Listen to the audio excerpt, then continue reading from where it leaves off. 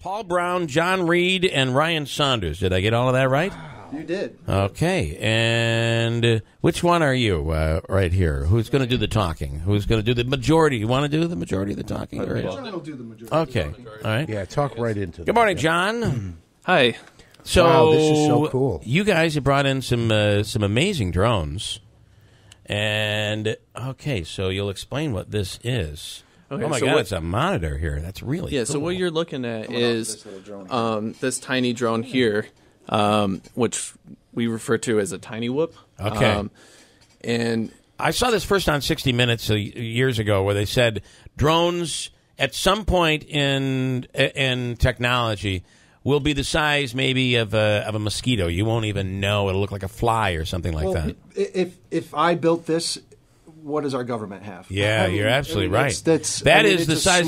Small drone with a small little security camera on it. It's like the size of a Matchbox car, a little bit bigger than a Matchbox Pretty much. car. It looks like a toy, but really it's not. It's pretty robust. Yeah. It gives a video feed to the goggles here, low latency analog deal video, and powered by a LiPo battery. And it's pretty much like these bigger drones here. And what we're all interested in is creating a forum for people to talk about drones. Okay. I'm a teacher. I'm a music teacher at Poland Central School, but I also do drones with my students, and we're going to be racing and building these throughout the year. That is really cool. CNY Drones is a part of that, and we're one of the only groups in this area, I think. What is it? The only group in New York State. In New York State that pretty much promotes STEM and STEM activities. But the hook to get into this is racing and having fun. And then what else can we do with drones is really what we're looking to talk about. And to have what's going on at Griffiths right now in our backyard is really cool. Yeah, it's amazing. We have some friends that work with Griffiths and have worked with NASA, trying to integrate these things into our airspace. Yeah. They are here, so we got to deal with them. You know? This monitor that you have here, let me fly it around real quick. That I'm holding on is so light, it's unbelievable. I'm not. I'm busting your chops a little. He's going to get this up and go. Whoa. Yeah, that's why I shouldn't bust chops. You remind me of. That is I know, so cool, right over the my top head. of your head. He reminds me of the guy from Back to the Future with those glasses on. Yeah. It's hard to follow it. And the thing's right over here, going underneath the mic stand, going right around that Andrew. Almost went in Andrew's like that pocket. That was in here that one day. Here, let me menace him a second here. We'll do an orbit. Oh wow! Okay, it's just going around Andrew's orbit there. I knew I was large, but I didn't know I had my own that? gravitational pull. You're going through the tiniest little nooks and whoa, down he went. Did I push a button? That's a part of it. Okay, that is really, really. Oh, you could have pushed a button. I don't even know. So that thing kicked up so much wind, by the way. It ran through here and a little bit of dust splashed up. So off these the top of the these are computer. really We cool call that flue dust here in the studio. It's called a Tiny Whoop Inductrix. The main drone that they first started putting these on was from Inductrix, a company called Inductrix, and a guy named Jesse Perkins decided to put the little security camera on it. That's kind of when these things were really starting to get popular on YouTube and so on. People post videos of acrobatic flying and their racing and stuff like that.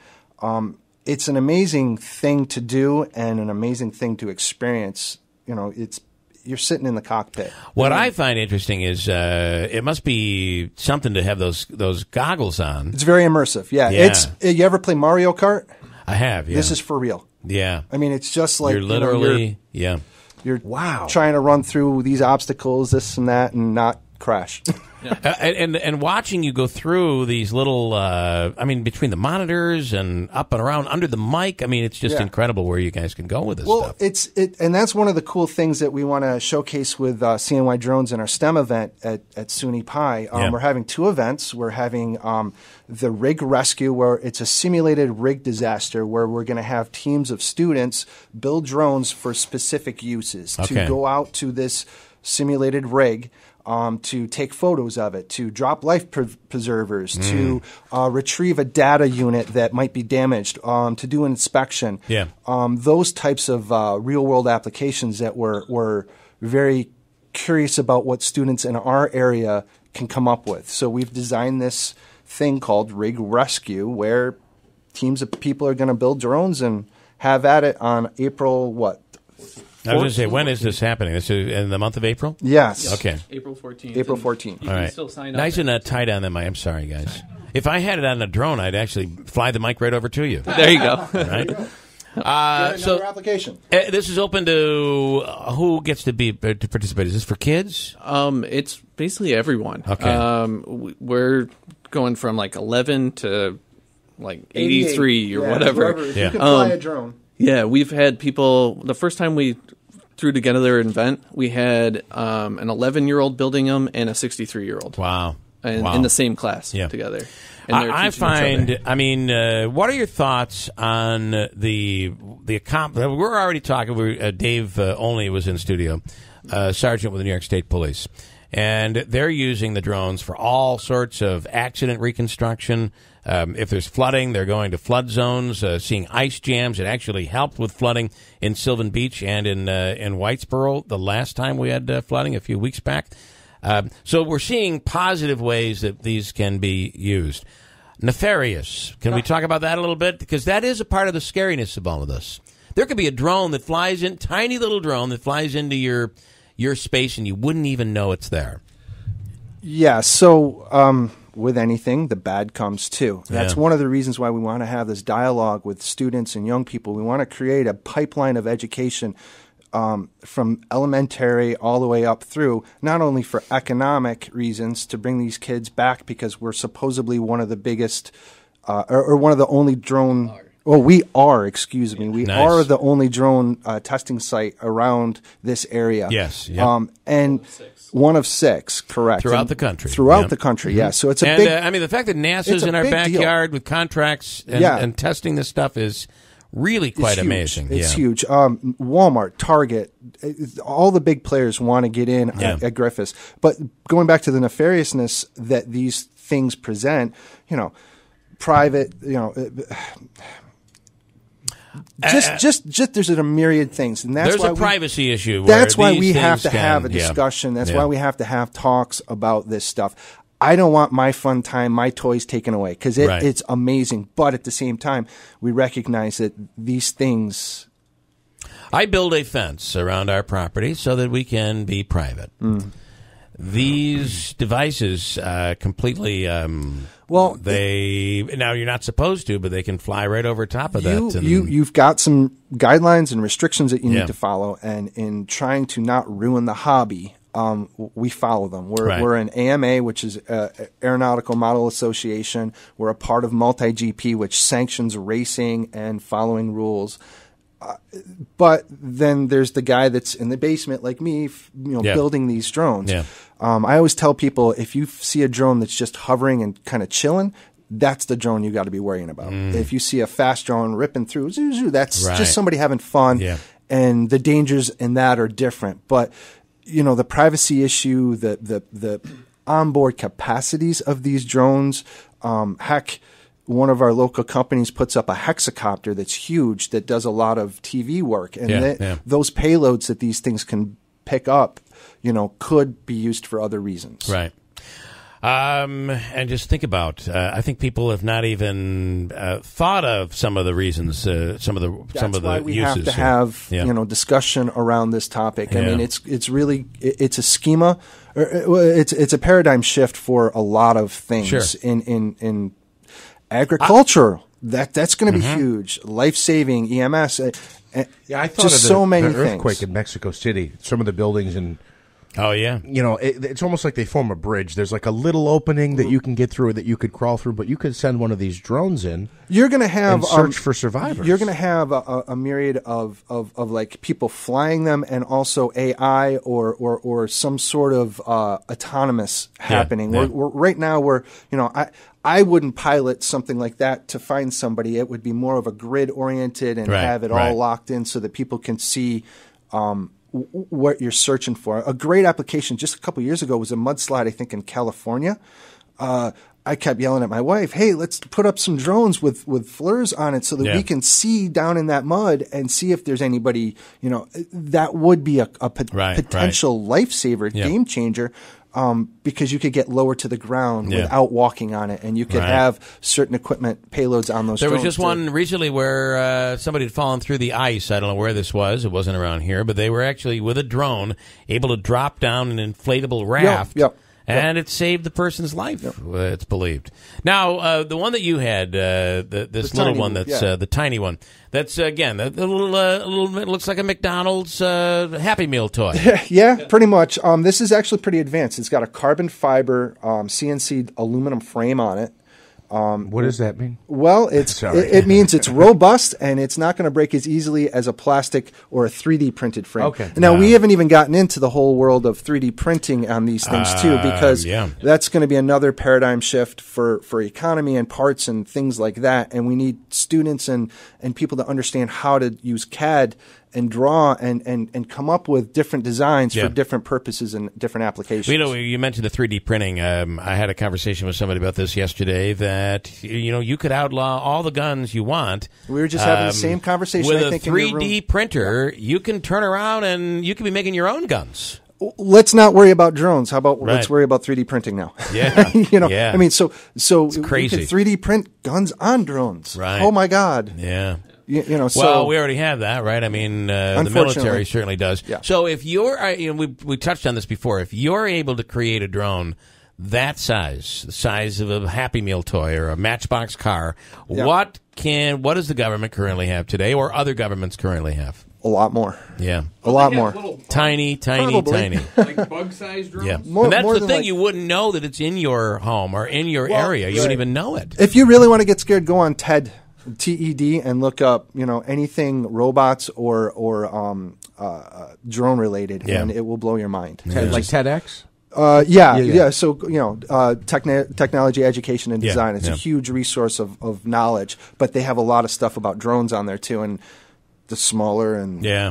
I feel like at some point there will be, I don't know if they'll build it into your cell phone or not, but there would almost be like a sensor that would alert you if there was a... So there's one thing that we were talking about. We were talking with, I don't know if you were in on this conversation with Sean, but we met with a doctoral student from Syracuse who's who's working with IBM, trying to figure out how to integrate and how to figure out, like, if you would be ticked off if a drone was flying overhead, or would you care if it's flying overhead? And one of the conversations that we turned to was, well, why don't we have beacons on our phone to alert us? Yeah. But then that goes back to, well, I don't want to put that on my drone. Right. I don't want that on my. So there's so many intricacies that need Again, to be that would ironed out. it goes right back to what we talk about with guns, and that is all the laws that we have and restrictions on guns are abided by the law-abiding citizen. True. It's the person who doesn't want anyone to know, or they would with drones. They wouldn't. Right. They would make their drones free of these devices that allow us to track them. All right. Yeah. So the thing is we have metal detectors and we have ways of detecting guns. Yeah. There's companies like SRC right in Syracuse that are developing ways to detect detect a drones. drone, yeah. And they're going to have things on them, like if it's commercial anyways, they're definitely going to have like ADSB, which is the same thing that tracks your big commercial airlines, so Right. that like you can look on your phone and say, oh, this airline's like right here, or Yeah, it's right, 15 right. minutes away, or You something know if like there's a that. drone over top of your property when, Yes. or your kid's birthday party, and you get some pervert that's trying to look at the kids and get photos of the kids. You just don't know what Well, could we've be had going the on. same thing with cameras You're right. for years. Yeah. So You've got I mean, one in your pocket. Everybody's Right. got a camera. In I'm not trying. I'm just simply saying we have to. There's going to be some sort of regulation, I would imagine, and I can't imagine that some of the testing that's going on in Rome and Syracuse right now isn't exactly about something like this. Coming up with some sort of track or a device that would alert you that you're being videotaped. yeah. Well, one of the interesting things too is with excuse me, some of the drones, like for instance, so I have my stepdad helps me with a lot of my aerial shots for when I'm listing properties. Yeah. And he'll use his drone. But if I'm in certain parts of Rome and I'm close to the base, it's not even going to operate. It's not even the technology, the software that's connected to that Stops drone will working? not allow you to fly. Can you talk about Easily that? getting around. Easily to get around. I'll build you a drone that will fly just as nice as your DJI and is stable, but won't have those limitations. Are we getting this? Awesome. Are they trying to do this with airports? Because that is a fear that a drone. And I think there was recently a crash of some sort involving a drone and a plane. Yeah, well, the Or it plane, might have been a helicopter. The helicopter, the one I think you're referring to, Yeah. was, and as far as I understand, the helicopter was lower than what they should have been, flying Okay. over residential area. It was a Black Hawk. It was taking dignitaries from the UN and around, and Got it. some poor guy with his DJI was flying over in his neighborhood, and bam. Boom. Yeah. So the DJI blew to smithereens. The and Black Hawk probably and survived. I think the Black Hawk got a smudge. Okay. Yeah. I'm sure that's the case. So Yeah. I mean, so a lot of heck, they throw, not to be gross or anything, they throw frozen chickens into jet turbines to see Yeah. what the damage is. Right. Now, a frozen chicken or a turkey is not as strong as this carbon fiber frame that's going to get obliterated. Right. Not to say that this doesn't, hit you in the eye or hit Sure, you right sure. at the right sweet spot. Yeah. Of an aircraft or whatever that will cause a lot Yeah. of damage. Now, the beauty of this, the positives, there are just so many positives. I know we're focusing on the negative stuff, but just the aerial footage, the places that we get to get incredible 4K video out of, places that helicopters safely cannot go to. Yeah. Well, you can. These you drones are taking us there. You could lose a drone easier than you can lose a Right. manned helicopter. Yeah, So yeah. that's what the cool part of it is.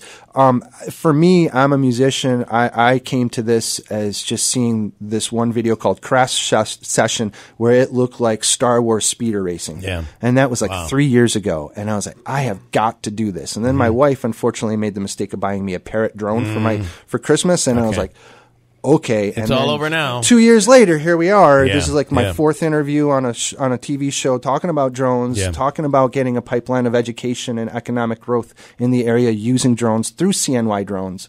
It's an exciting time, and I'm happy that we're kind of on the cutting Yeah. edge of it. All right, Paul, John, and Ryan, if people have any questions, they want to be involved in what's going to be happening at SUNY, how do they reach out to you guys?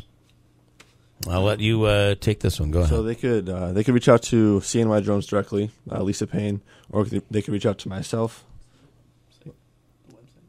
Oh, they could reach out to CNY Drones, the website, or myself. It'd be Saunder, SAUNDER @sunyit.edu. Okay. That'd be my email, and they could send me an email, and we'd get them information. All ages. And the website, your website The is? website is cnydrones.org, Okay. and it's a place where anything about drones you want to know will hook you up. Yeah. And those are like virtual reality glasses, basically. These are they're a little bit better than the goggles than you are. They're than what we had the other things there, the monitors there. These are they're basically like immersive. Yeah.